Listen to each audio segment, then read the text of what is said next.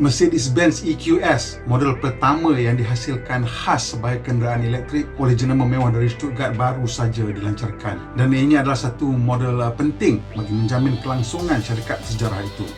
Ianya juga penting kepada industri otomotif secara keseluruhannya. Hakikatnya tidak ada syarikat kereta yang berada dalam keadaan terjamin pada hari ini. Gergasi yang paling besar sekalipun boleh tersungkur jika tersalah langkah. Jenama mewah seperti Mercedes-Benz tidak terkecuali. Oleh itu, kita lihat bagaimana kumpulan Volkswagen sudah menghasilkan kenderaan elektrik dalam pelbagai kategori, dari hatchback ke sports tourer, dari Skoda hingga ke Porsche. Semuanya sudah pun masuk ke alam bateri elektrik. Hari ini kita akan bercerita tentang Mercedes-Benz EQS. Saya Syamsul Yunos dan anda sedang menonton FTV.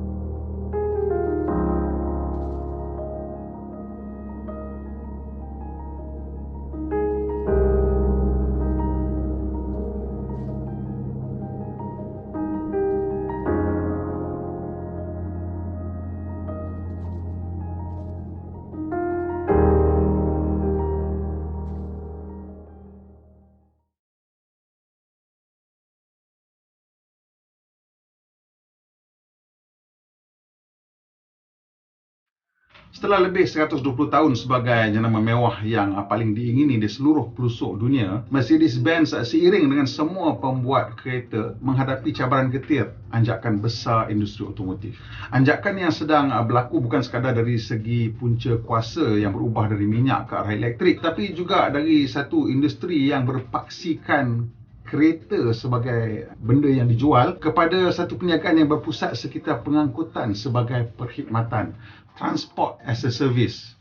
Anjakan yang pertama tu kiranya agak mudahlah untuk difahami kerana kita sudah pun melihat beberapa jenama baru dan tradisional menghasilkan kenderaan elektrik. Ada yang menggunakan bateri sebagai simpanan kuasa dan ada yang memilih sel bahan api dan hidrogen sebagai penjana spontan. Tapi perubahan yang lebih besar ialah anjakan dari kereta ke pengangkutan sebagai perkhidmatan. Ini memerlukan syarikat kereta merombak minda mereka dari sebuah penghasil kereta kepada pembekal perkhidmatan.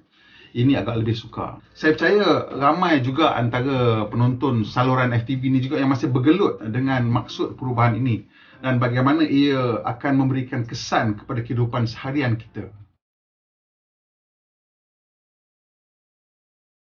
Semenjak kereta enjin pembakaran dihasilkan secara komersial oleh Carl Benz pada tahun 1897, ciptaan ini telah mengambil tempat yang penting bukan saja dalam merubah kehidupan kita dengan membolehkan kita menikmati pengangkutan persendirian yang mampu milik, tetapi kereta itu bukan hanya menjadi sekadar satu alat pengangkutan. Ia juga telah menjadi satu tumpangan identiti ataupun identiti surrogate yang sangat penting kepada ramai antara kita. Malah saya rasa antara yang paling terkesan ialah peminat kereta.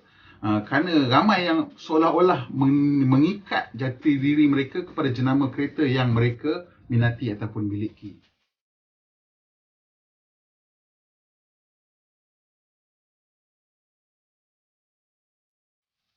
Hakikat ini digunakan oleh hampir kesemua syarikat kereta sebagai cara penting mereka memasarkan jenama dan produk.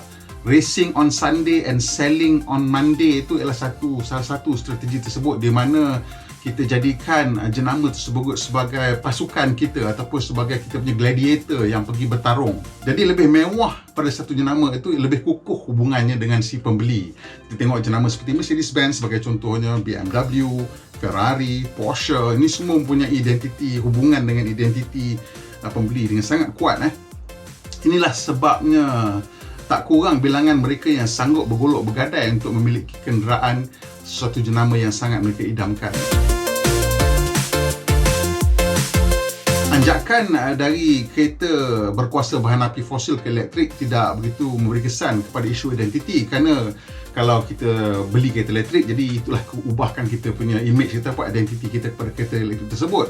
Tetapi jika kereta itu sendiri berhenti dijual dan ia berganjak menjadi satu perkhidmatan pengangkutan, saya rasa berjuta manusia akan mengalami sindrom identiti tercantas. Pasal saya rasa tak ada kita yang berasa identiti kita berkait dengan syarikat bas ke ataupun sebarang syarikat pengangkutan awam kan. Jadi kalau ianya perkhidmatan pengangkutan sebagai perkhidmatan, ianya akan menjadi seolah-olah perkhidmatan awam tetapi secara personal. Inilah sebab mengapa kita sukar untuk menerima perubahan konsep ini, dan ia juga sukar diterima oleh syarikat kereta.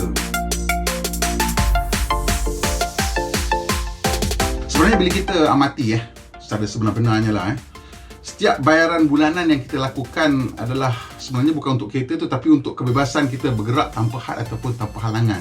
Itu yang kita nak. Kereta ni sekadar satu objek atau alat yang membolehkan kita menikmati kebolehan tersebut. Saya katakan ini sangat benar kerana tak ramai kita yang suka ataupun gembira bila nak kena bayar bulanan ataupun nak hantar kereta pergi untuk selenggara. Ataupun bila kita rosak pun nak repair pun kita tak berapa happy kan. Jadi sebenarnya bukan yang kita nak tu bukan kereta tu, kecuali mereka yang minat kereta dan dia orang tak kisah pergi workshop dan suka belik kereta dan happy nak hantar untuk maintenance apa semua sebagainya. Tapi kebanyakan kita tidak. Bayangkan jika kita hidup di satu dunia di mana kereta akan datang jika kita petik jari, dan ia akan membawa kita ke mana saja, dan apabila kita tiba di destinasi tak ada sibuk-sibuk nak pening kepala nak cari parking, risau kereta kena cala, kena curi, dan juga tak payah nak fikir kos minyak, kos selenggara, kos insurans, apa pun tak payah. Buat masa ini perkhidmatan ni ada. Ianya ditawarkan oleh taksi dan ride hailing lah, sistem perkongsian pengangkutan seperti Uber ataupun Grab. Namun ianya tak begitu ideal kerana kos masih lagi agak tinggi, walaupun dah murah daripada taksi masih lagi agak tinggi. Dan kita masih terpaksa berkongsi ruang dengan si pemandu.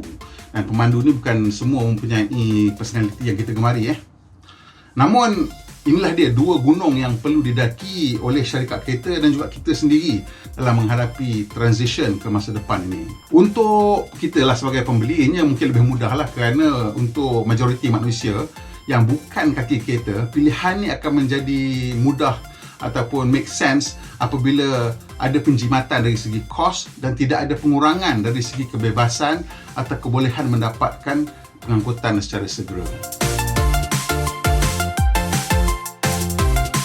Di masa depan, saya percaya akan wujud ada dua jenis saja syarikat kereta, iaitu syarikat kenderaan mewah yang akan terus boleh menjual kereta mereka kepada orang kaya kerana mereka mempunyai pembeli-pembeli kaya, dan yang keduanya ialah syarikat yang membekalkan pengangkutan sebagai perkhidmatan menggunakan kenderaan autonomous ataupun robotaksi tanpa pemandu. Sebagai jenama mewah yang paling kukuh inilah, jadi Mercedes-Benz dijangka mempunyai peluang untuk melakukan kedua-duanya sekali, iaitu menjual kereta kepada pembeli persendirian dan juga mereka akan menghasilkan kereta ataupun perkhidmatan yang menggunakan kereta mewah mereka seperti limousin ataupun taksi mewah tanpa pemandu. Tapi bagi syarikat biasalah macam mungkin jenama Toyota ke, jenama Volkswagen ke, Honda, Nissan, semua ni dia sukarlah pasal pada masa itu mereka terpaksa bersaing dengan syarikat-syarikat yang menawarkan transport as a service ini, dan harganya akan jatuh teruk. Jadi kalau mereka tidak boleh bersaing, mereka akan sukar, dan nak jual tak boleh juga pasal kenderaan tu akan menjadi terlalu mahal untuk dijual kepada pembeli persendirian kerana teknologi yang ada, dan juga kerana ianya lebih lumayan kalau mereka tawarkan kenderaan tersebut sebagai taksi ataupun pengangkutan sebagai perkhidmatan. Jadi bila ini berlaku di mana ada robotaksi ni, minat terhadap kereta untuk dibeli akan merosot kerana kos pengangkutan akan menurun terutama sekali bila dah tak ada pemandu dan menggunakan kereta elektrik, kerana salah satu kos tinggi untuk pengangkutan ialah pemandu itu sendirilah, kecuali kalau macam bas atau kereta api di mana seorang pemandu bawa ramai-ramai, tapi ini disebabkan ia one to one, almost one to one, jadi kos pemandu itu adalah kos yang tinggi. Tapi kalau dapat dihilangkan kos pemandu tersebut, kos ni akan jatuh. Dan kereta elektrik juga mempunyai kos selenggara yang dikatakanlah, saya tak boleh nak confirm betul, tapi dikatakan sangat jauh dan lebih rendah daripada kereta pembakaran kerana jumlah komponen yang berkurangan dalam sistem pacuan dia.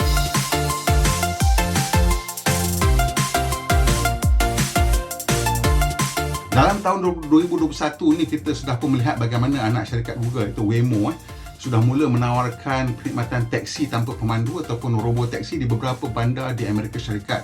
Di mana di China juga sudah mula ada syarikat yang berkaitan dengan Alibaba mula menawarkan robo taksi di China, iaitu di Shanghai. Ada beberapa lagi sebenarnya syarikat yang sedang bersiap sedia untuk melancarkan perkhidmatan tersebut lah. Antaranya ialah Tesla sendiri.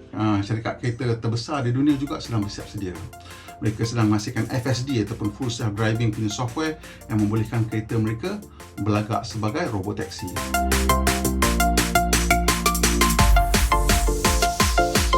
Sementara jenama tradisional Volkswagen dilihat sebagai jenama yang paling agresif dalam melangkah ke alam elektrik. Sebenarnya tak jauh daripada belakang mereka ialah Mercedes-Benz itu sendiri. Walaupun Mercedes-Benz ni ramai orang lihat sebagai jenama konservatif untuk pembeli yang umur pertengahan sikit, sebenarnya Mercedes-Benz ialah antara syarikat yang paling berani dalam mencuba sesuatu yang baru. Seawal tahun 1980-an mereka sudah pun membuat kajian mengenai hydrogen fuel cell, dan pada 1994 mereka memperkenalkan kereta konsep sel bahan api hidrogen yang pertama digelar NECAR-1, NECAR-1. Jadi oleh kerana tong simpanan hidrogen ni masa itulah besar dan juga sel bahan api itu sendiri besar, kenderaan konsep ni dihasilkan berasaskan van komersial. Selepas tu kami sendiri dapat memandu A-Class F-Cell pada awal tahun 2000, mungkin 2004-2005 di Singapura, dan masa tu mereka menjanjikan hydrogen fuel cell pada tahun 2015, tapi jelas tidak berlaku. Selain dari itu, jenama Stuttgart juga ni dia pelopor dalam segmen kereta compact. Sebelum ni tak ada kereta mewah compact dengan penghasilan A-Class dan B-Class, hatchback pertama kereta mewah, dan juga smart car, satu lagi kereta sangat kecil yang dihasilkan juga oleh kumpulan Mercedes-Benz. Kali ini mereka menjadi pelopor lagi dengan EQS dan komitmen mereka terhadap kenderaan tenaga baru.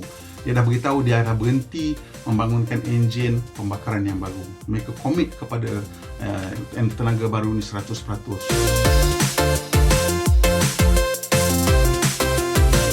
Jadi untuk Mercedes-Benz, model S-Class ni yang paling penting kepada portfolio mereka lah. Kerana model ini menjadi penanda aras untuk semua teknologi baru yang bakal digunakan pada model yang lebih kecil. Jadi tak pelik lah bila platform elektrik serba baru mereka yang pertama direka bentuk untuk kegunaan kenderaan mewah bersaiz limousine ini.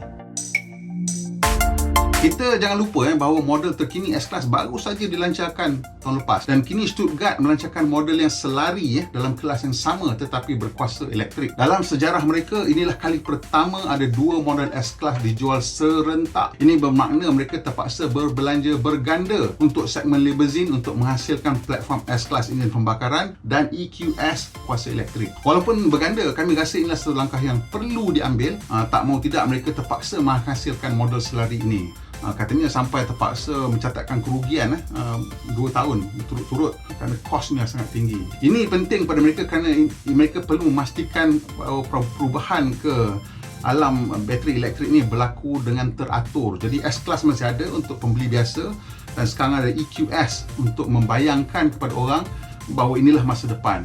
Ada macam succession plan lah. Mercedes dan keseluruhan industri otomotif akan memerhatikan tahap minat pembeli kepada EQS sebagai peninjau arah. Jika minat terhadap kenderaan ini meledak lah, bermakna semua syarikat kereta akan terpaksa memikirkan semula strategi jangka panjang. Jika minat terhadap EQS adalah sederhana, ini bermakna mungkin akan kata mereka masih lagi mempunyai ruang dan masa untuk berubah. Dan jika pasaran tidak menunjukkan minat, ini mungkin dilihat sebagai petanda bahawa mereka tidak perlu berubah. Saya katakan EQS ini penting kerana ia datang dari jenama mewah tradisional. Jika dilihat minat pasaran terhadap Tesla Model S yang juga dipasarkan sebagai kenderaan mewah, jelaslah sebenarnya minat kereta elektrik ini sangat tinggi. Tetapi ianya dikatakan datang daripada kumpulan pembeli yang peminat teknologi dan bukan pembeli lazim kenderaan mewah. Itu diorang punya alasan lah. Tapi sebenarnya kalau kita lihat permintaan hebat untuk kereta elektrik Porsche Taycan sudah jelas menunjukkan minat pembeli. Malah di Malaysia, kumpulan pertama Porsche Taycan habis dijual dalam tempoh seminggu lebih sikit selepas ditawarkan. Of course, lagi excuse orang kata itu Porsche lain. Apapun persoalannya sekarang ialah sama ada EQS ni akan berjaya dalam menjadi talian hayat untuk Mercedes-Benz ke zaman elektrik.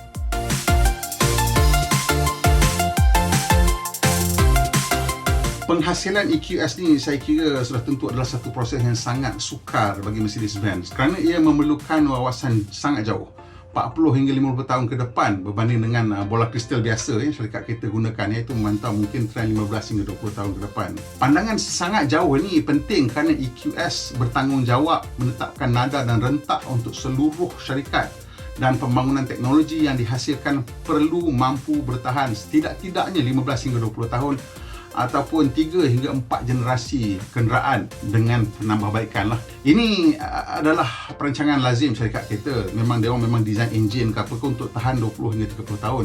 Kerana sebarang pelaburan teknologi baru kerap berharga berbilion-bilion dolar dan ia perlu kekal relevan untuk tempoh yang lama untuk membolehkan syarikat mendapat keuntungan daripada pelaburan tersebut. Supaya dia punya unit cost dia, bila dia nak spread baik, amortize tu kena kecil lah, kalau tidak kita tak mampu nak beli walaupun untuk jenama mewah, kecuali macam specialized product macam Bugatti, Veyron tu lain lah cerita dia. But even then Volkswagen lose money every car yang dia orang jual lah untuk Veyron tu. EQS juga adalah satu kereta yang memerlukan Mercedes meninggalkan cara lama mereka menjana reka bentuk, kerana perubahan yang berlaku bukan sekadar dari segi teknologi tapi juga dari segi penggunaan.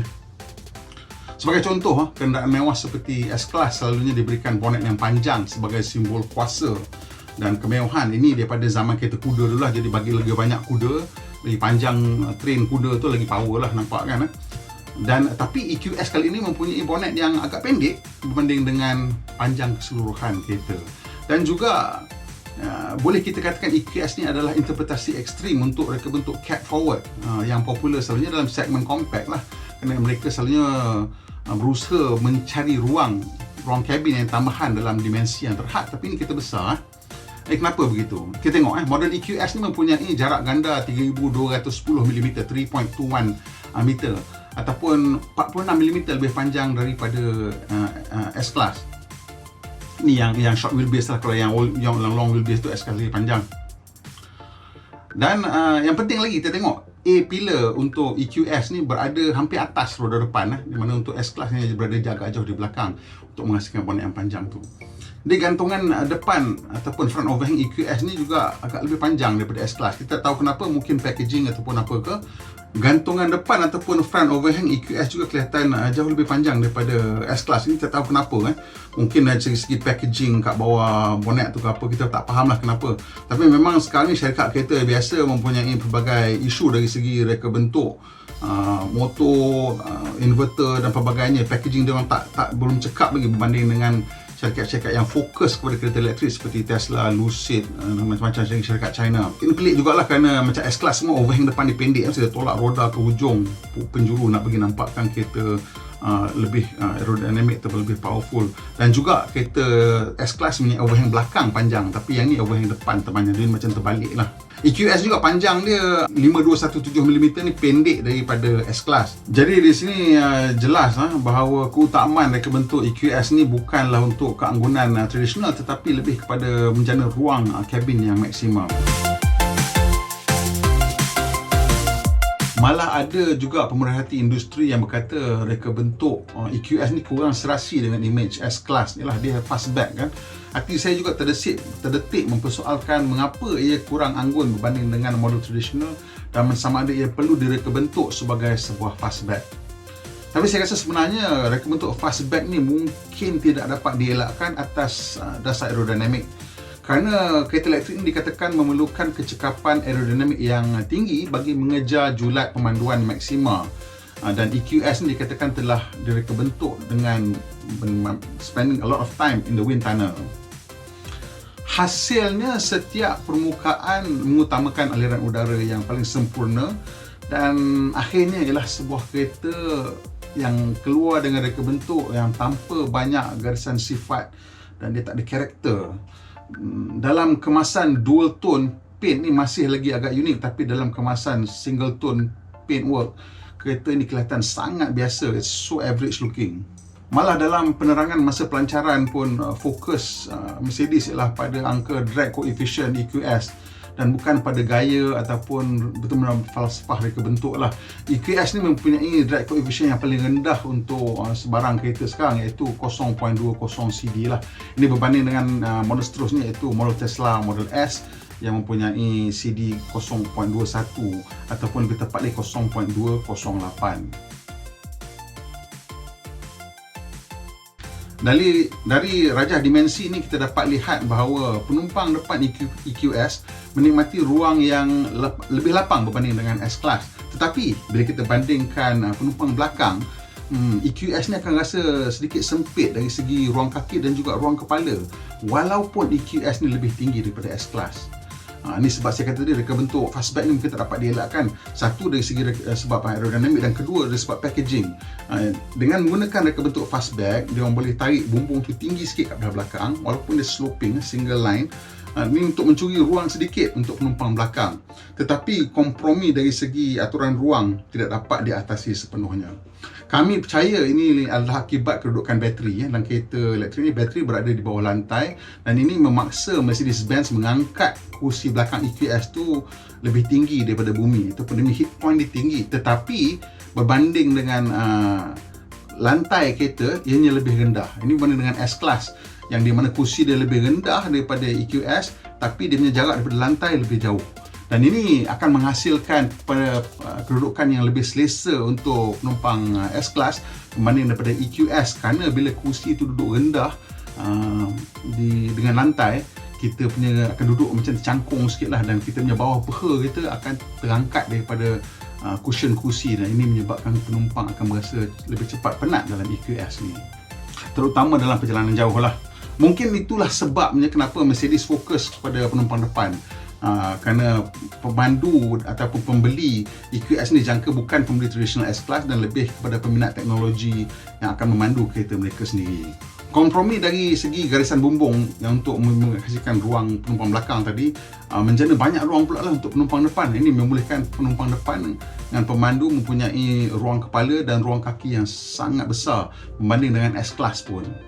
Hyperscreen, iaitu kombinasi 3 skrin besar dalam satu, adalah satu ciri yang saya rasa digunakan untuk menarik perhatian kepada kita ke kabin depan dan elak fokus terlalu banyak kepada kompromi kabin belakang. Tapi ini masalahnya bukanlah unik kepada Mercedes-Benz. Sebenarnya Tesla juga mengalami kompromi yang sama. Saya dah duduk dalam Tesla Model 3, Y dan juga Polestar 2, di mana kursi belakang memang rasa dekat dengan lantai walaupun kereta tu tinggi. Ini lebih jelas pada antara Polestar dengan Tesla Model 3. Model 3 tu seat dia rasa lebih dekat dengan lantai. So bila kita duduk tu kita rasa apa pelik kan kereta ni kan, seat dia rendah dengan lantai. Jadi kedudukan ni tak optimal lah untuk perjalanan jauh macam saya cakap tadi. Yalah, walaupun saya kata kabin belakang EQS ni lebih sempit berbanding dengan S-Class, ini bukanlah kabin yang sempit kerana ini sudah dalam kategori limousine kan.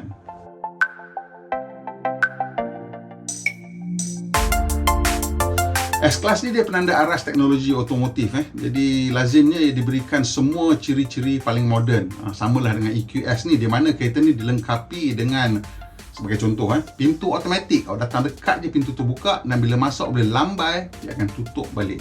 Jadi head up display dia juga canggih. Dia mempunyai augmented reality. Dia tunjuk anak panah tu, tunjuk sempang mana, lorong mana, dan dia punya lampu menggunakan digital laser light yang ada 1.3 juta cermin memantulkan cahaya di setiap lampu. Jadi maksudnya ada 2.6 million pixel lah yang dia boleh kawal. Dan lampu ni bukan saja boleh menyuluh, tapi boleh hasilkan grafik pula kat jalan tu untuk bagi amaran kat kita ke ataupun nak tunjuk arah. Ini memang satu teknologi yang canggih lah. Jadi lagi satu, dengan skrin besar tadi tu, mereka menggunakan zero layer menu. Jadi menu tak ada lapisan, maksudnya semua features ada dekat on the first layer tu, terus nampak tu boleh call. Ini nak memudahkan lah pasal kereta ni dah semakin canggih dan makin banyak ciri-ciri yang boleh digunakan. Jadi kalau banyak sangat layer masuk ke dalam, mungkin sukar nak digunakan. Dan juga skrin sebelah kanan yang besar sebelah penumpang tu juga mempunyai dia punya sistem sendiri. Jadi ianya boleh digunakan berasingan daripada skrin tengah. So, kalau yang sana nak buat apa, dia boleh buat asing daripada yang skrin tengah. Selain daripada itu, ia juga dilengkapi dengan sistem bantuan pemandu otonomi tahap 3 lah dalam keadaan tertentu. Ini jelaslah menunjukkan bahawa semua syarikat, tak kira yang kecil, yang besar, yang mewah, yang biasa, semua sedang sibuk mengejar keupayaan kereta tanpa pemandu. Untuk apa kalau bukan untuk menawarkan perkhidmatan robotaksi yang dijangka jauh lebih lumayan untungnya daripada proses menjual kereta itu sendiri. Kan saya cakap dah. Jadi semasa pelancaran ni, mereka menawarkan dua varian, iaitu EQS 450 dan EQS 580 4MATIC. Versi 450 tu datang dengan satu motor, roda pacuan roda belakang, dan varian 580 diberi motor tambahan untuk roda depan untuk menjadikan sistem pacuan semua roda lah. Model 450 menjana 245 kW ataupun 328 kuasa kuda dan 560 Nm torque, manakala varian 580 pula menjana 385 kW ataupun 516 kuasa kuda dan 855 Nm torque.